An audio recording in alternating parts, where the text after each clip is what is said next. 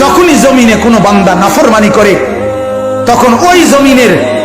ওই বান্দার পায়ের নিচের মাটিটা, জমিনটা আল্লাহর কাছে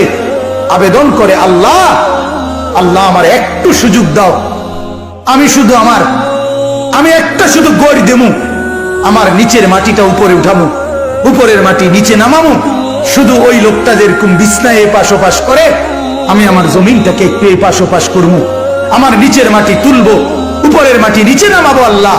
এরে নিয়া আমি শুধু একটা উল্টানি দিতে চাই, তুমি আমার অনুমতি দাও। রব্বুল আলামিন তখন বলে ওই জমিনকে, না তুই এমন করিস না, ও যে আমার বান্দা,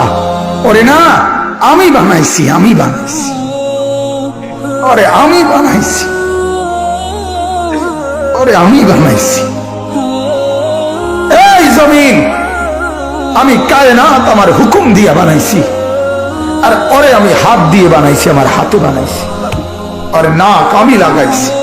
আর চোখ আমি লাগিয়েছি, আর কান আমি লাগিয়েছি,